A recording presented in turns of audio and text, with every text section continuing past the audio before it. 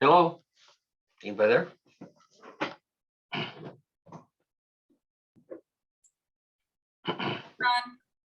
Oh, hello. See if I can put a little bit more light here. All right. I like your background. Thank you. Coincidentally, I was just watching a History Channel about Lapland last night, and it showed some of these same kinds of aurora borealis. I guess it's pretty common. Oh, It's like the nightly entertainment up there, I guess. oh, how nice.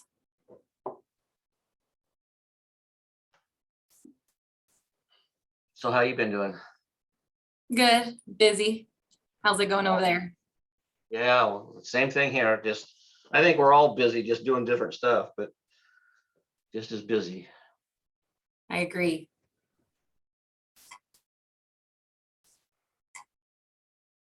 I'm looking at the picture on the front here of the tonight's packet. You know, I see that nice blue sunny sky and look warm looking sun, and a little bit of a breeze, the flags flying there, and green trees. It's like, oh man. When Definitely can not that fitting of what's going on now. exactly? Yeah. When can we get back to that? Just a few long more months and we'll get there. Yeah, and it'll make us appreciate it that much more too. Very true. You got a bulletin board full of pictures or something back there.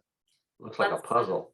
You my should take a daughter. big, oh, you should take a picture of that and then make a puzzle out of it. I Like should. 1,000-piece puzzle and give it to all your relatives and friends. I should do that. I have about 4 of them in my office because I miss her that much when I'm not with her. Oh. Good evening, Chase. Good evening. What are you doing? Well, Well, thank you. We sent over some paperwork for you to sign. Thank you for that. I think you have some more coming your way for the treasurers as well. okay. Have you gotten that by chance? Sorry, say that again. Do we have a treasurer form that would, I think I sent over your way last week. Oh, I signed something and I was in and out. I have to confess it got buried on my desk. I think there's something else that, there's one more form that we need to sign for the treasurer's office. Okay. Yeah, I haven't seen that one yet. So if you need it, resend it. Okay.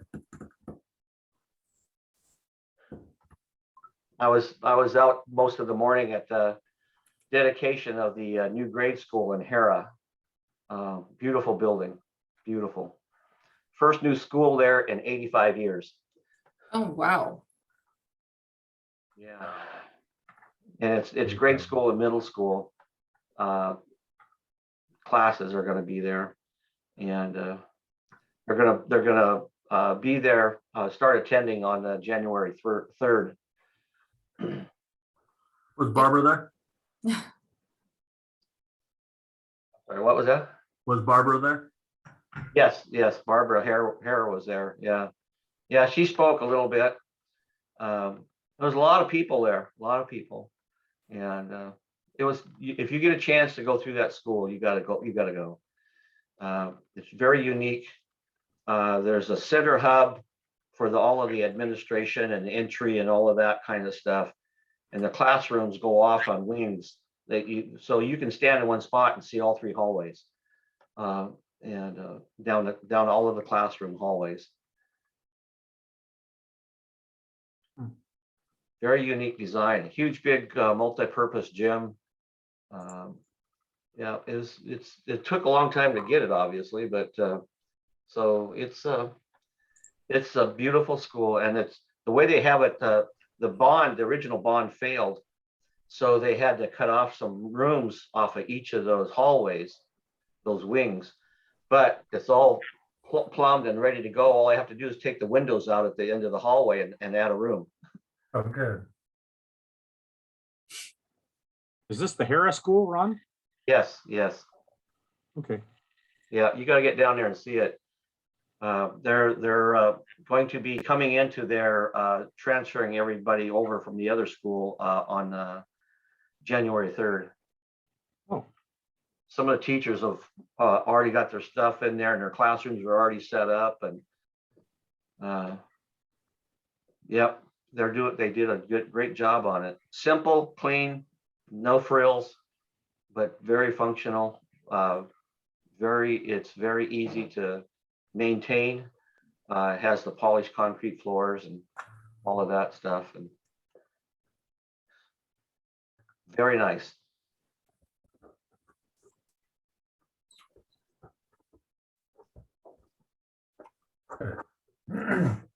There's a lot of new schools going up around the valley, huh? Yeah, Grandview just got a new one.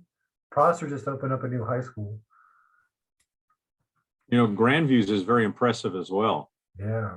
Very well thought out, really, as far as efficiencies and how they put in place for security purposes, how they can build on easily, just like you were talking to Ron about the Harris School, same kind of thing. that's good. That's good. Yeah, It is. It is. Oh, this school, the Harris School, is designed eventually to hold all 800 and some students. When they can build out the rest of the classrooms. Right now it's grade school, kindergarten through middle school.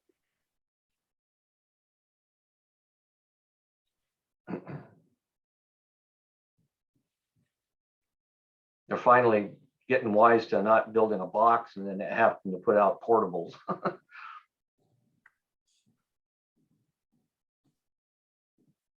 Well, how are we doing with population here? Looks like we're missing Mayor Byers and Dr. Atterbury.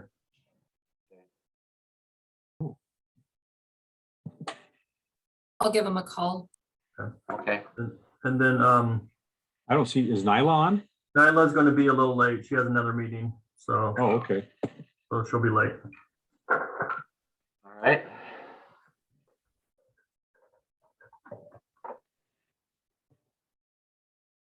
Well, we're a couple minutes past 5:30, so if we have a quorum, we'll go ahead and start. I'll call the meeting to order, and Mr. Ibach, if you will take roll to confirm that we have a quorum, please. Okay. Commissioner Anderson? Here. Dr. Cleary? Here. Commissioner McKinney? Present. Commissioner Lindy? Here. Mayor Byers? Councilmember Duvall? Dr. Atterbury? Okay. YHD staff, Andre Fresco? Here, good evening. Myself, Ryan Ibach, Chase Porter, Here. Melissa Sixberry, Here. Lillian Bravo, Here. Don McGee, Here. Dr. Bard, Here. Nathan Johnson, Here. Jocelyn Castillo, Here. Victoria Reyes. She'll be back. She's trying to get a hold of those missing board members, and James Elliott. Good evening. All right, well, first up is some unfinished business. Yakima County COVID-19. Dr. Neil Bard, please.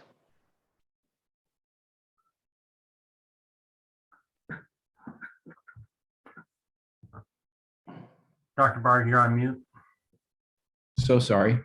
Just a couple slides to summarize the data. This is a table from a New England Journal article, just basically showing how well the vaccine immunizes and raises antibody levels in kids as compared to placebo.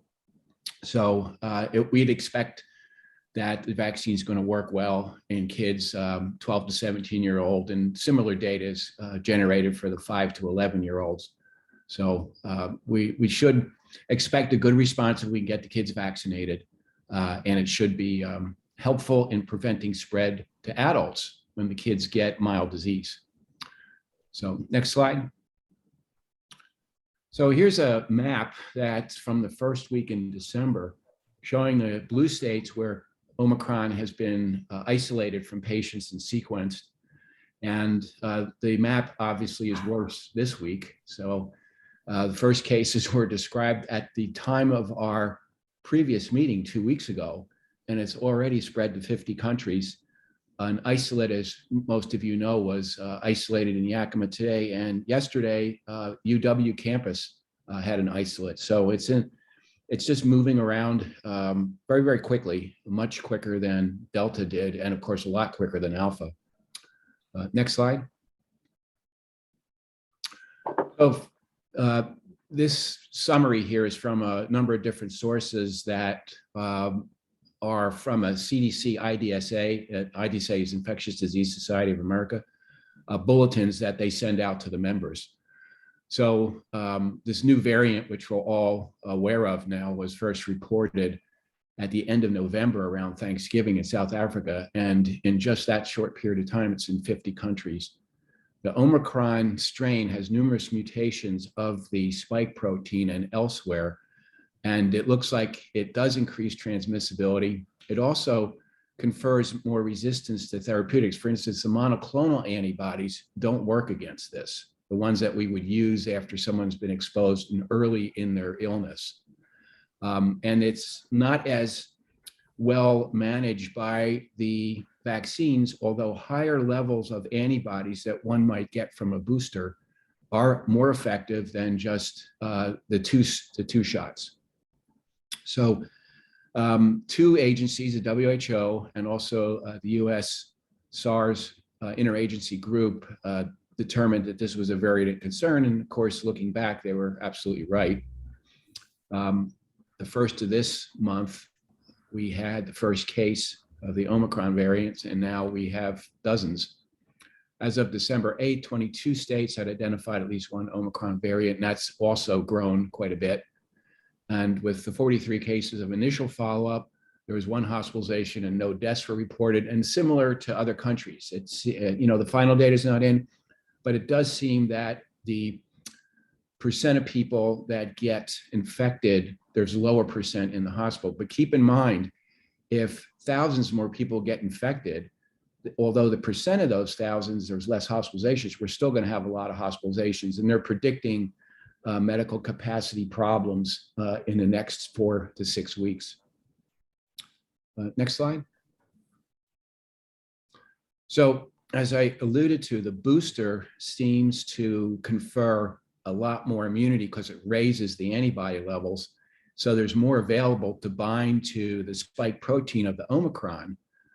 And as a result, there is protection from the Pfizer vaccine in particular against the Omicron variant if you've got a booster.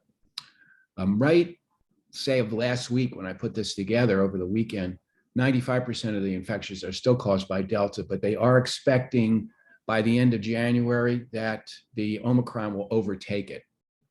So there was 2 studies done, one in the New England Journal and another published study from an Israeli study of 844,000 vaccinated people.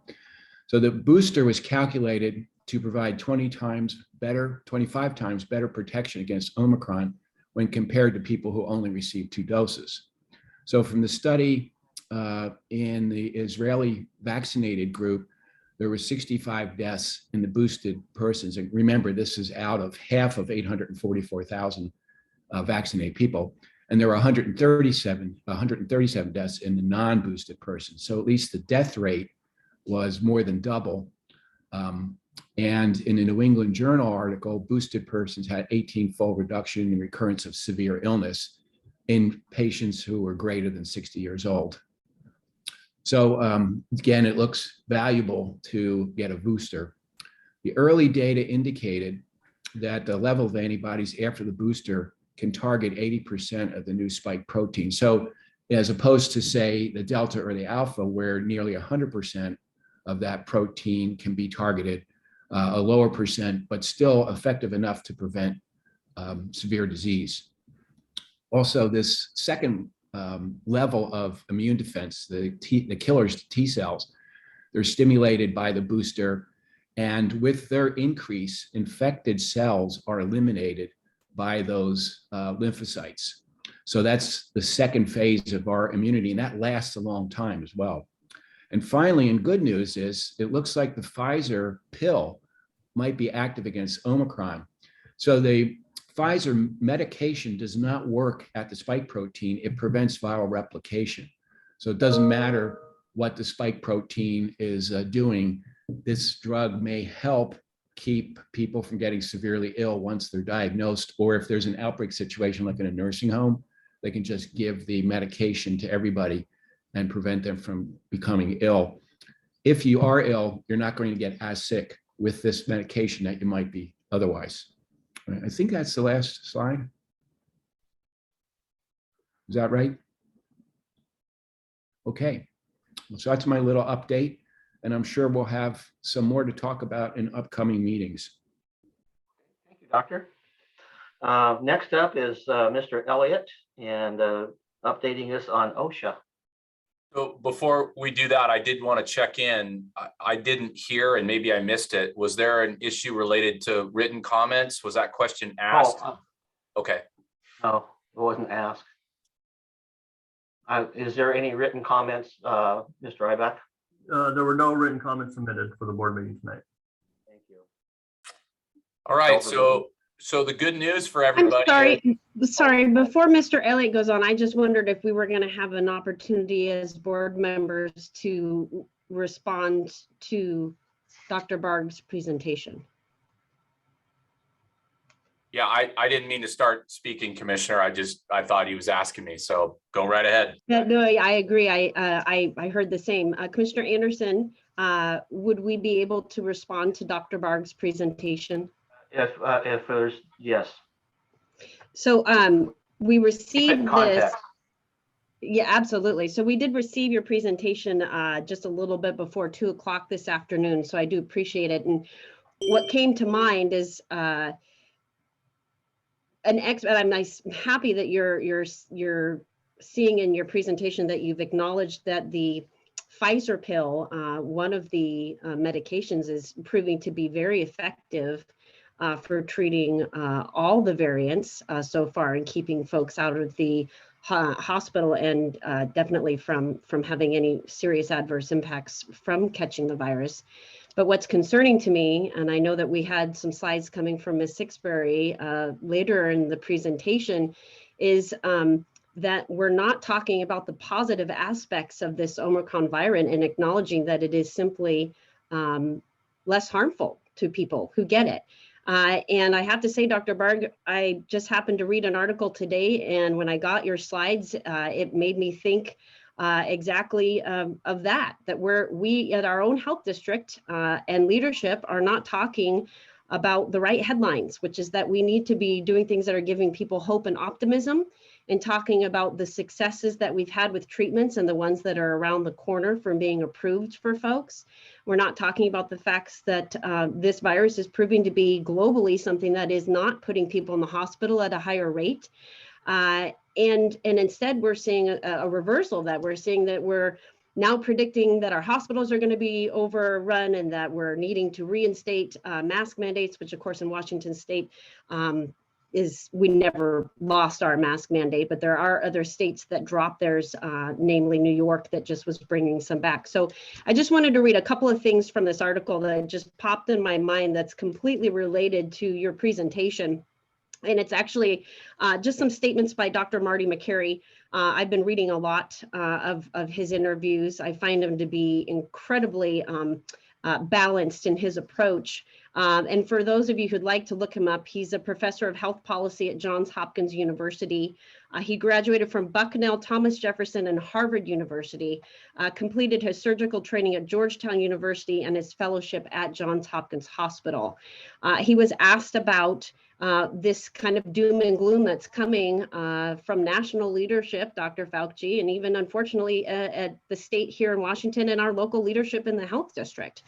And he says, right now we're seeing a massive new wave of fear, and it's a second pandemic after COVID-19, and I call it a pandemic of lunacy, which is the Omicron, or I like to call it, this is him speaking, the Omnicold.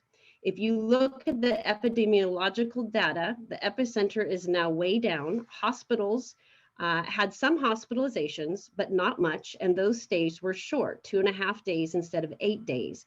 And there was a study at the University of Hong Kong telling us that the Omicron does not invade the lung tissue as deep in the respiratory tract, and it stays superficial in the nose and bronchus. So that's why we're seeing a common cold-like illness. This new scientific data from the lab explains the epidemiological data and the bedside observation of doctors that this is more mild, and with a piece now fitting together, that is why he calls it the Omni cold. And why is it that we're seeing no discussion of this? And he comments that if you are wanting to essentially have a certain narrative, you can switch the numbers and the data to support your narrative. And so something like this, he is saying that we need to acknowledge that it isn't proving to be something, thankfully, that is impacting people in the same way. And Dr. Bragg, I know that you are very thoughtful about making sure that you're looking at studies that have been peer reviewed, and I absolutely encourage and respect that. But I do think, though, that we go too far by putting too much emphasis on things that are doom and gloom without acknowledging that there are peer reviewed studies out there and there are observations globally that we need to acknowledge. And I think that we could all do well to do more of what I'm very pleased to see that you've been doing, but and expand on that, which is to talk about the positives. And I appreciate that you acknowledge the pill. And I just wanted to say that I really think that it would be wise for all of us to start talking about a narrative coming out of the Yakima Health District that is just as much positive as opposed to only negative doom and gloom. And that's my comment. Thank you. Any other comments? Yeah, if that's okay. So actually, I wasn't trying to paint good or bad, just provide the information. And it's important to note that people may not get as ill, but some people do, particularly those with underlying medical problems. And we don't know what's going to happen to the hospitalization rate. I think a lot of people need to, we need to wait and see. So by mid-January, end of January, we'll probably have some data regarding that. But I'm trying not to raise opinion about it, just give you guys the information, and that it's spreading very rapidly. And if it turns out that many more people get ill, remember the percent of people, like I said, maybe less. But if the caseload goes up, the absolute number of patients could increase, and we'll see what happens. We've got some tools to deal with it, like boosters, and Pfizer pill will probably come out early next year. So that'll be another great tool to use if things get bad. But we'll have to see. It is nice that fewer people seem to end up with severe disease. That is a positive for sure. Any other? Anderson. Oh, I'm sorry. I'd like to respond, Commissioner Anderson, but happy to wait until other members of the board have had a chance to speak. Any other board members like to make a comment? Hearing none. Go ahead, Mr. Fresco. Thank you, Commissioner Anderson. Commissioner McKinney, I understand your concerns, but I did want to share that I don't think that we prepared for doom and gloom. I think that we remain response ready and vigilant and duty bound to ensure the community safety. I will be as pleased as anyone if it turns out that the Omicron variant does not lead to mass deaths. But we are finding that, one, we don't have enough information, as Dr. Clary indicated. The other is that apparently it has the potential to spread very quickly, dramatically more quickly than Delta, which is concerning. And the other is that we still have many, many cases related to the Delta variant. So if we have a new variant that is rapidly evolving in our community at the same time that we have the Delta variant, at the same time that we're moving into winter, and we have the potential for a spike in flu cases, we need to be able to respond to the community's needs. So we are not passing judgment. We are preparing to be response ready. Thank you. Any further comment by anyone? Hearing none, we will now move on to Mr. Elliott and the OSHA report. Well, great news. You don't have to listen to me talk for a long time tonight because there's actually nothing to report. So the reality is Well, good. At least I made somebody laugh. The Sixth Circuit has not issued its opinion yet. The briefing related to it was set for last Friday. There's been no update on that. There are several other federal courts that are out there have been dealing with the federal contractor question. None of that has risen to the appellate court level at this point. So unless anyone has questions for me, I'm done talking. So. I have a question, Mr. Elliott. Has there been any indication of time frame on any of this? So the timeline was essentially in terms of when the briefing needed to be filed, and that timeline had closed as of last Friday on the 10th in terms of the Sixth Circuit. They have not given any instruction. Basically what had happened was the Department of Justice had essentially said on behalf of OSHA to lift the stay and allow things to go forward. Nothing's been decided on that. So everything's still waiting, although there was one intriguing piece that came up in which there were several states who required some administrative updates from OSHA to provide information. It was kind of an interesting filing in the Sixth Circuit, but none of you are all that interested in legal jargon, so you'll probably tell me to stop. But no indication, Commissioner, in terms of when these decisions will be forthcoming. Okay, thank you. Any further comments or questions for Mr. Elliott?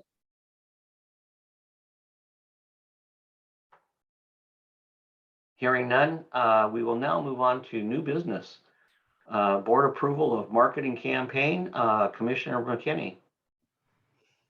Yes, I've heard a lot, and kind of keeping in the same vein of what we were just discussing, that the health district's role is to provide information, and for example, the wonderful pop-up clinics that we have everywhere, being able to advertise for folks where they can get the vaccine if it's something that they choose to do, being able to make sure that those are advertised well, and using social media is an incredible tool, and one that we were all very thankful for because it also is free, or can be. But the concern that I'm hearing from constituents who are reaching out to me is that there is too much of a one-sided promotion, and again, for example, Thanksgiving, when we've come up on holidays, that the posts on social media are telling people how they can enjoy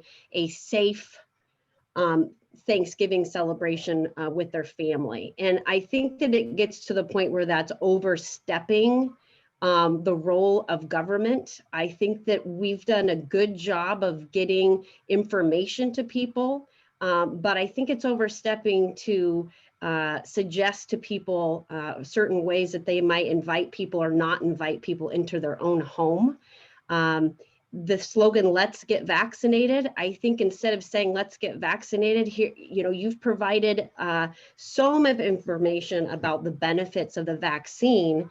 But we want people to feel like they can come to the conclusion to get vaccinated on their own. And I think the wording is important. The more that you are implying through materials that are out there that this is something that someone should do, we find that people become less likely to do it, rather than supplying them with good information that is accurate and simply stating, if you would like to review this information, here's the information. If you would like to get the vaccine, this is where it's available for you.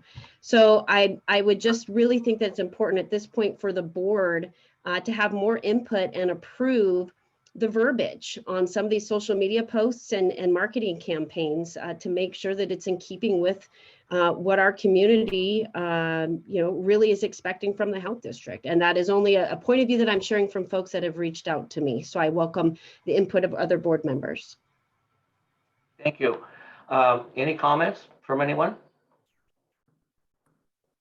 Well, if the proposal is to withhold information from the public, which will help them be safe, such as the techniques for having gatherings, which I believe you're suggesting that we should not tell people how to safely gather together when that's what they want to do, I totally disagree. I also think that this is exactly what the experts in public health are meant to do. And second guessing verbiage of instructions that are helpful to people because it's your political view that they shouldn't be told what to do, I think that's completely incorrect. This board is gathering information from websites, from the internet, from celebrities on TV. That's not sound medical information. And so this board should not be telling other people what to do in a medical situation. It is the role of the health district to protect the health of the community. And sometimes that does mean providing them with information. They are capable of ignoring it. They have been ignoring some of the information, but it's not appropriate to withhold information or distort it for political reasons. So safety, though, Dr. Cleary, we can imagine is subjective. So when did the health district describe to people pre-COVID how they could safely gather for Thanksgiving? And are we only approaching safety from the impact of COVID? Are we talking to people about you can safely gather as long as no one consumes more than 3 alcoholic beverages and doesn't drive home to get to their own residence? I mean, how far is it the role to say how someone can safely do something? There has to be a personal choice to observe safety. And so, and I'm not encouraging in any way keeping information. I think I was very clear. The idea is to give people information in the case of a vaccine, that these are the studies that show that this is the impact, and leave it at that and let people arrive at their own decision. And as soon as you go past just providing information, it becomes a narrative. And I would say that some people would call that political. So I agree with you, and I'm trying to keep the politics out of it, which is simply to be here to provide information and let people digest it and make a decision on their own. Thank you. Let's listen to or hear somebody else chime in. If you have some comments, please.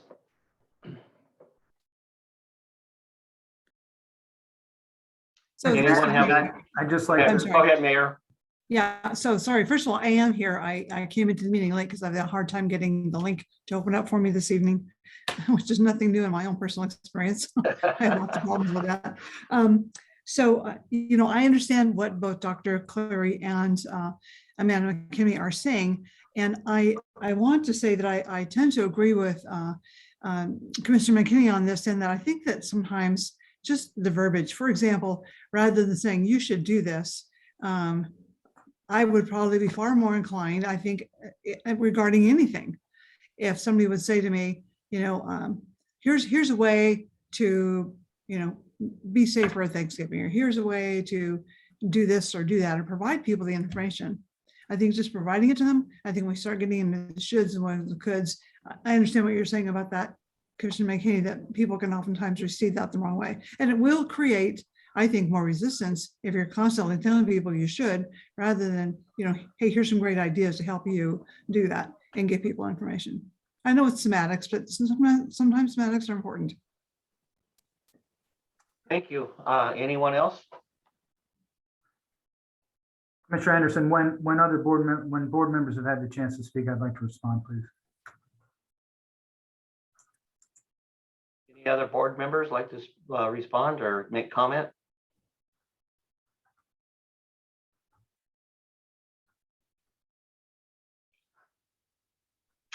All right, well, hearing none, then we will move on to the next subject, the discussion of, is there somebody want to make Yes, comment? Commissioner Anderson, I'd like to, if you don't mind. Sure. I also, if I may, thank you, Mayor Byers, for acknowledging your presence. Ryan, if we could acknowledge that we've had Victoria Reyes on our staff and also Dr. Atterbury join us for the meeting officially. Thank you. I think we've tried very hard at the health district to be measured in our communication.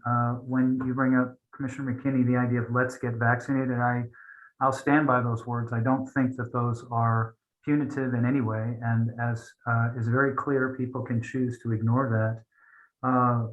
We have many times people advising us during certain times of the year to be careful. I certainly recall seeing many promotions of safety around the holidays by Washington State Patrol and others in terms of the cautions around drinking and driving. I believe I've seen commercials from alcohol distributors saying to drink responsibly. I take those as cautions. I don't take those as mandates. So I think that people's personal freedoms are maintained. People can choose to ignore what we say, but we've tried very hard to be clear. And at the same time, I do believe that everyone should be vaccinated who has the privilege to be vaccinated. So the goal is to share information and be thoughtful about it, and we've tried very hard to do so. Thank you. Any further comment or questions or anything by anyone? Just a response to Director Fresco, I would say that we are a government agency right now, and you're representing a government agency, and we have to remind ourselves that we are living in a world where our state government did tell people they couldn't have people over to their own home at one point for Thanksgiving. And we were told how many people could gather in a building, how many people we were able to even be in a room with. And so it is important to put this in context, because to your point, previously, if an agency said, hey, we recommend you do this, but that was in a world before the state and the government actually made it so that you were under penalty of law, potentially law enforcement action, not able to even gather in your own home and have people who didn't reside with you come into your own home. So it's a different world. And so people are approaching the words that we put out there with that context in mind, that we did have our freedom severely limited in that manner. Thank you, Commissioner Lindy.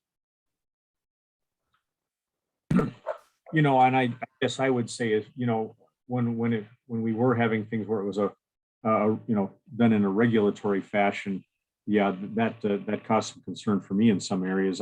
As I look at the current information that's put out there, for example, the idea of, telling people about safely gathering for Thanksgiving, or even promoting the vaccine, if at this point, it looks to me to be informational rather than regulatory. And the informational, I don't have a problem with informational. I think we should be, that seems appropriate to me.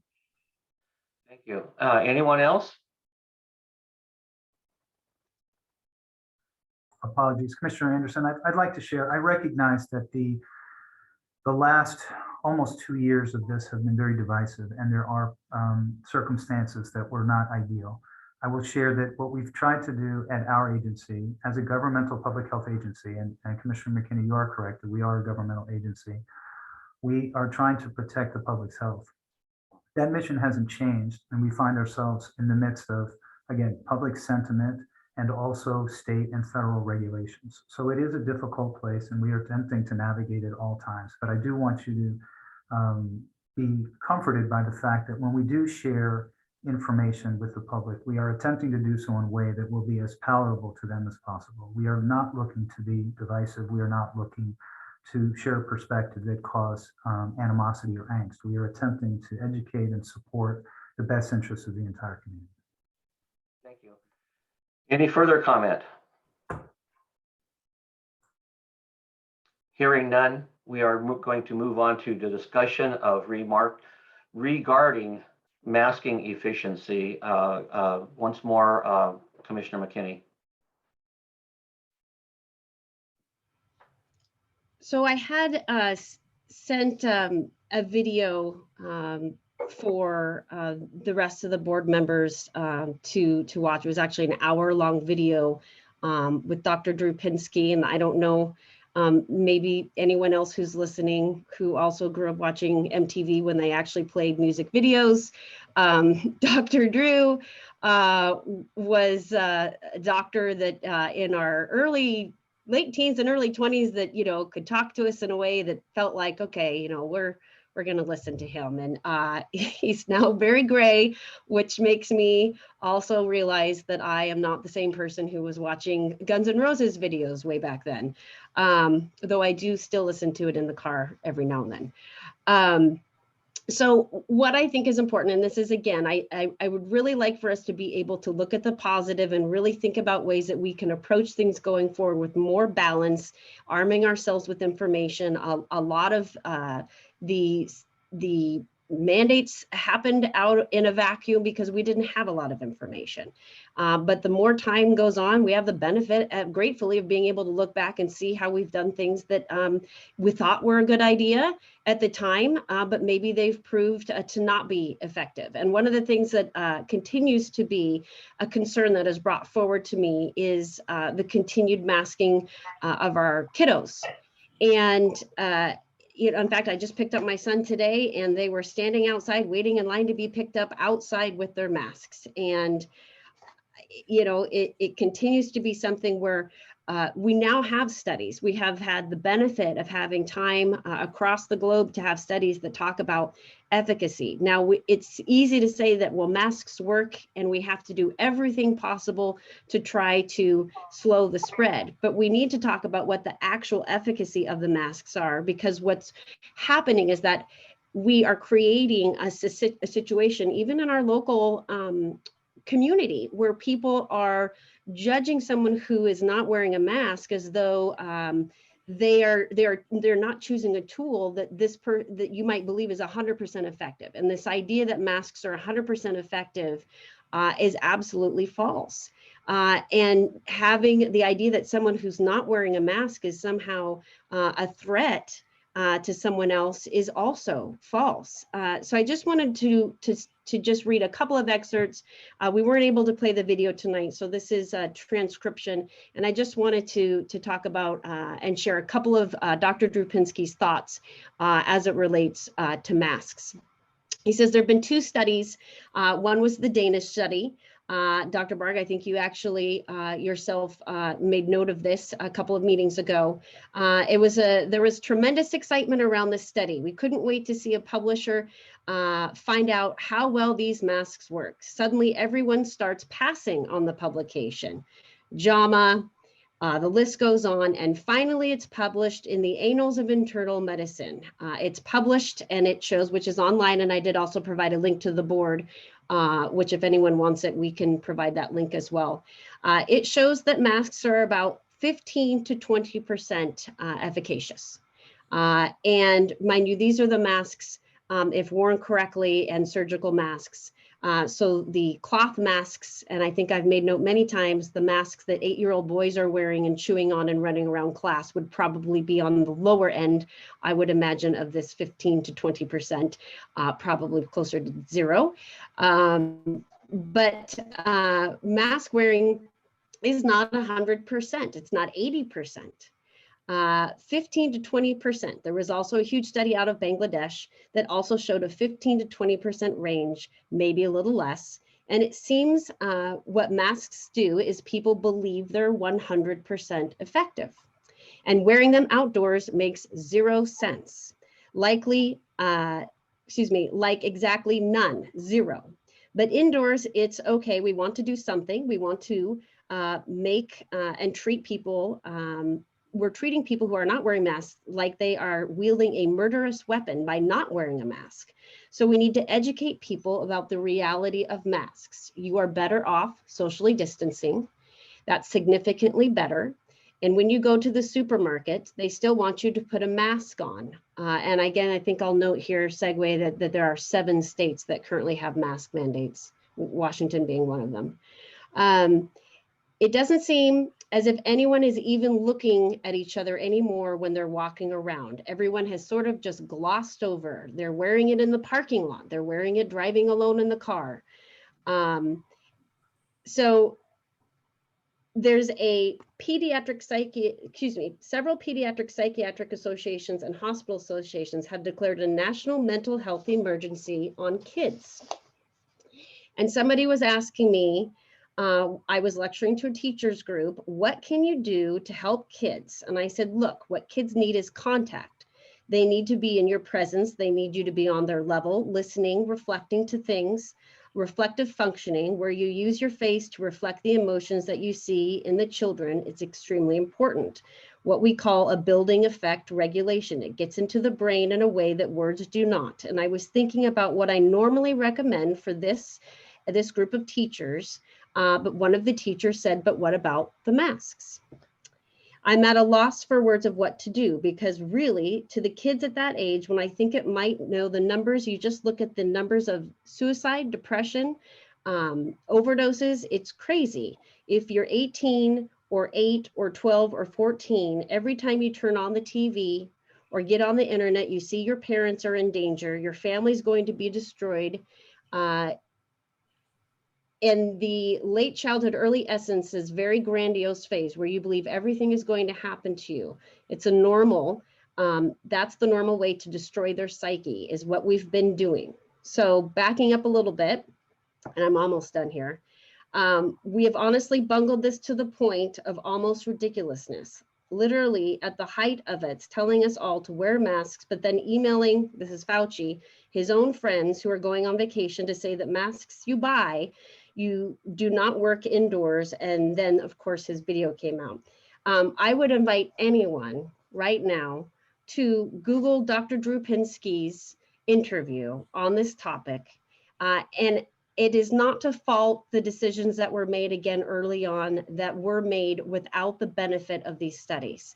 But I do think it's important for us to take a look and raise our heads and look outside of the borders of our county, outside of the borders of our state, outside of the borders of our country, and see that other people have found that this is something that is not 100% efficacious. It's not even 80%. It is a small selection of how it impacts. And if someone is wanting to take that volunteer step to reduce transmission, absolutely, that is wonderful.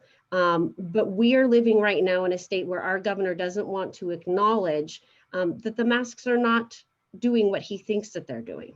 And I just hope that we can, as a health district here and board members, that we can do a better job of acknowledging that they aren't 100% effective. And it's okay to talk about the truth of these studies so that we can start going back to the reality of being able to go on with our lives and not have our children believe every day that they're a threat. So I'm hopeful that after conversations, this will go up to the State Department of Health, and they might listen to someone like Dr. Pinsky, who again was really cool in 1996. Thank you, Commissioner McKinney. Any comments by any board members? Well, I would just reiterate, as many people on this board know, I have been sort of, if you're vaccinated, anti-mask for a long time. However, if our goal is to reduce the rate of transmission, any amount of reduction in the rate of transmission is a good thing.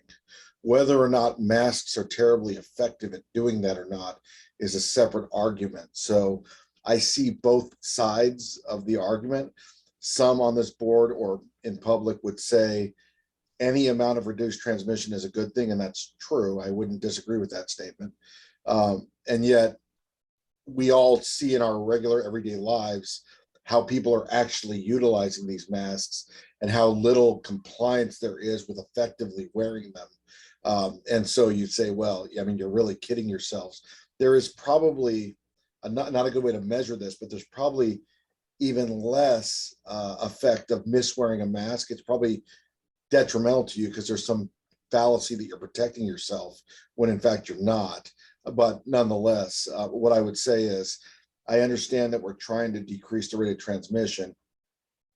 Vaccination is a more effective means to do that. And so I've said this before, I've said it again. I think the negative psyche effects on children, and specifically in that group, are probably outweighing any beneficial effect that they're getting from masks. That's my opinion. However, and also the compliance with wearing masks in that group is awful, and wearing masks correctly is even worse. So, I mean, you know, we can argue about, is it 15 or 20% effective? Yeah, if worn properly, it probably is, but I don't see a lot of people wearing them properly And I even hang out with a lot of surgeons who you think would know how to wear masks better than most. But nonetheless, that's just my comment to aid the discussion. Thank you, Doctor. Any further comment? I would like to comment. This is Mayor Byers, and thank you, Commissioner McKinney and Dr. Atterbury. And, you know, I have watched the process with the masking since early on. And one of the saddest things to me is, you know, walking through stores and seeing children who, you know, initially who didn't at all know how to respond to all the people walking around masking. And I used to do a lot of hands-on intense parent education and talk about bonding issues and facial response issues and all the things that Commissioner McKinney was talking about. And I know how critically important those are. And just seeing, you know, almost a kind of a lifeless look in a way on the faces of so many children, whether they were masked or not. You look at them, they couldn't tell whether or not they were smiling. They would look at you and weren't sure how to even respond to you. And that still goes on, you know, even more than 2 years later. So I do have a great concern, and Mr. Fresco, you and I have talked about this. I've expressed my concern from early on about the mental health effects of this entire situation, particularly on our children. And the evidence is there, you know, with increased suicides, overdose, depression, you know, decreasing emotional responsiveness in children in normal human interaction situations because they're not having normal human interaction relations. So I'm just weighing in on that. Thank you. Thank you, Mayor. Any further comment? Mr. I would just say that I think it'd be a good source of information for the Board of Health members to go to the CDC site and see their discussion of masks and effectiveness and potential weaknesses or even harms from wearing masks. There's 70 references there, including several good studies in schools that show the potential effects of wearing masks when all the children in a school wear a mask versus if they don't. There was a good study done in Kansas, and there are multiple comparative studies comparing counties that did have mask mandates in schools versus those that did not. The study that Dr. Drew refers to really doesn't address the effectiveness of masks. That's why it was rejected by a number of journals before it was published in the pronunciation is Annals of Internal Medicine. You know, those people that were in that study were unfortunately wearing masks in a population where 70% of people didn't wear masks. And so all it showed is that if you're the only one wearing a mask and you wear it incorrectly more than 50% of the time, you're probably not going to be protected from those around you who do not wear masks. Beyond that, you really couldn't do a lot of conclusions based upon the effectiveness. And I don't think there's anybody out there who actually thinks that masks are 100% effective. I've never heard that mentioned before. And I think the general consensus is they're probably more protective of those around you than to the wearer itself. You're reducing the spread of a virus if you're infected, but unfortunately you can often inhale around it. And as far as outside goes, I totally agree that for the most part, you don't need masks, but there are, you know, certain situations where people work in close quarters outdoors, and it's prudent to wear a mask if you're in the immediate vicinity, because you can overcome the benefit of being outdoors by reducing social distancing. So there's still the basic interventions, hand washing, social distancing, that need to be added to masks. And if masks are going to be effective, you really need to enforce a mandate where everybody is wearing the mask. Thank you, Doctor. Any further comments? Commissioner Anderson, I'd like to respond if I may. Sure. Unless I certainly have helpful, if it's helpful to wait for board members, happy to do so. Go ahead.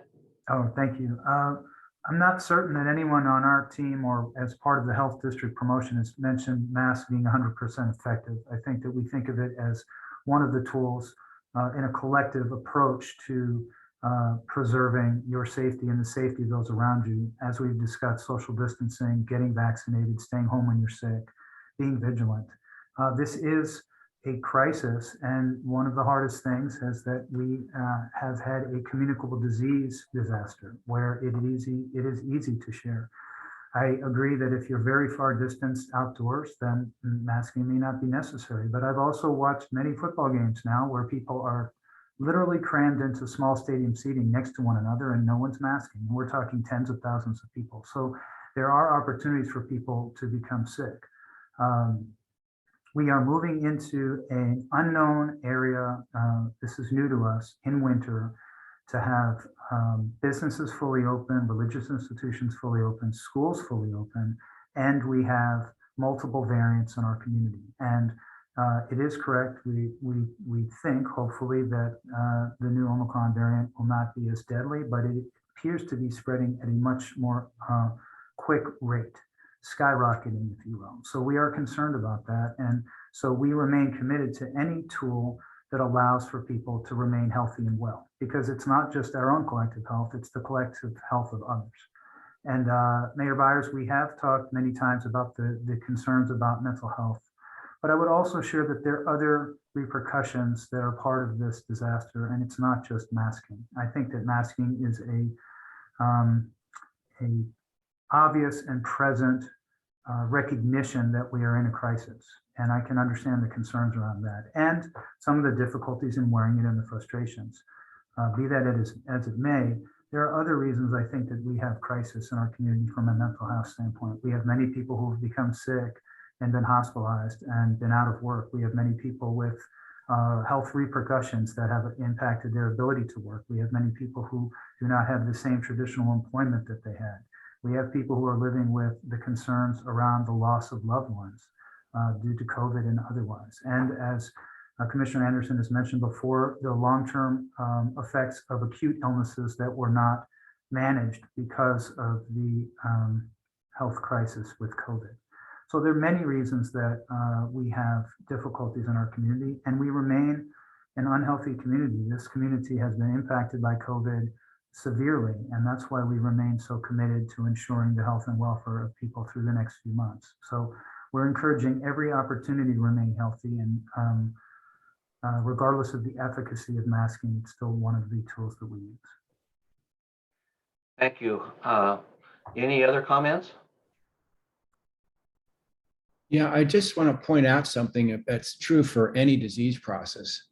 In COVID in particular, if there's a high rate of transmission in a geographic area, say Yakima County, versus a low rate of transmission, say like in the Denmark study, the chance of you running into a person with or without a mask that's transmitting disease is a lot lower when the transmission rate is low. So you'd expect, since more people are walking around that might have COVID in a high transmission location, masks would have more profound effect.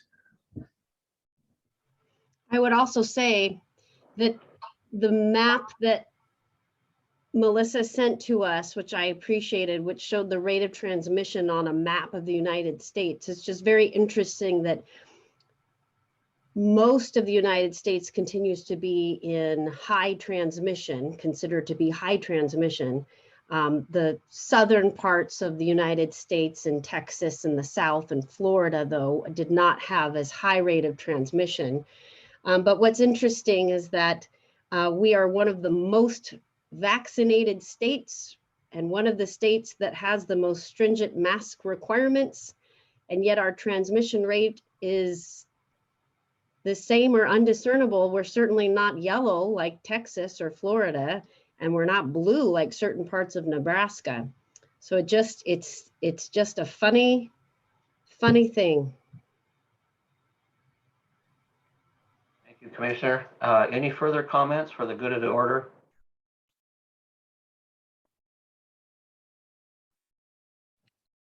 Hello, good evening, everyone. This is Nyla. I signed on a little bit late, so I'm not sure what has been said, but I do want to just share a little bit about my perspective. I just want to say that when I came onto the board, I remember us discussing that we wanted to get back to normal. Correct? So we wanted to, go back to school, go back to sports, go back to eating in restaurants, getting on flights. And how have we been able to return to those? It's by wearing masks. So I don't know what we're talking about as far as efficacy, but I'm just saying that by wearing masks, it is a form of protection. For me, it makes me feel safer. And it's also a sign of respect, because the air that we breathe is not ours. It's someone else's as well. We're sharing the air that we breathe. So I know a lot of people might not agree with me, but it's a physical sign that you are showing respect and you care about somebody else. Thank you. Any further comments?